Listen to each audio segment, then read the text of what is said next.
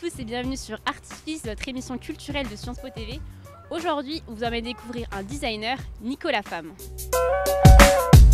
Au début, donc moi j'ai commencé dans une école de communication visuelle et ensuite je suis rentré en deuxième année à Strat College où j'ai fait du design automobile à la base. Je me suis spécialisé en design automobile et parallèlement j'ai fait surtout mes stages en design de produits de luxe. Et maintenant, aujourd'hui, je suis à mon compte et donc je bosse avec différents clients, que ça peut être des startups, du particulier sur du mobilier ou des grandes entreprises pour du transport et autres.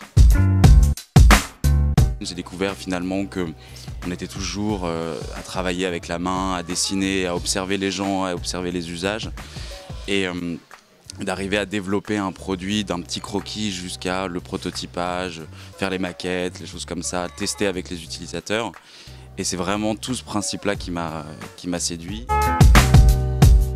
Vous avez votre propre rythme, donc après on peut mieux s'organiser, faire des rétro-planning beaucoup plus personnels finalement. Et donc du coup, moi je trouve qu'on est quand même beaucoup plus efficace, alors que quand on est dans une agence, les moments de créativité ou de production ou de réactivité sur du développement vont être complètement différents. Après, il y a toujours le revers de la médaille. C'est sûr que c'est moins sécurisant.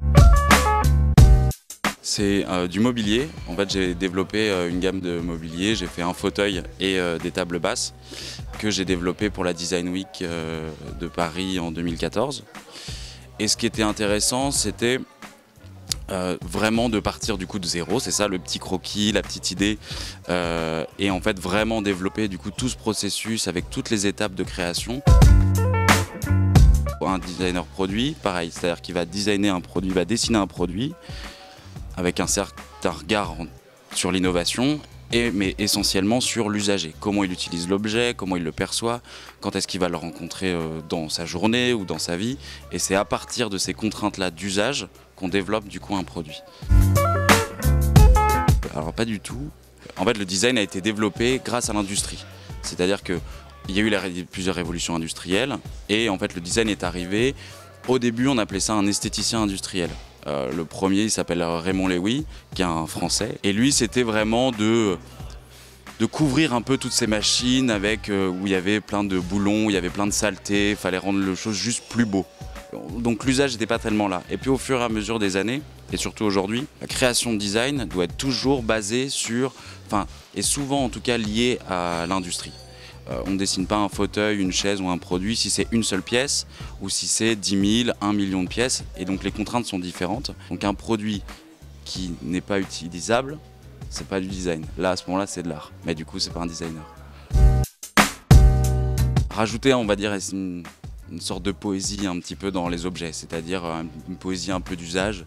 C'est-à-dire, on perçoit un objet au premier regard et finalement il y a d'autres choses, des petits détails, une autre manière de voir. Et donc cette petite surprise un petit peu permanente qu'on a et qu'on redécouvre finalement tous les jours son produit qu'on a chez soi, ça c'est quelque chose qui me tient à cœur.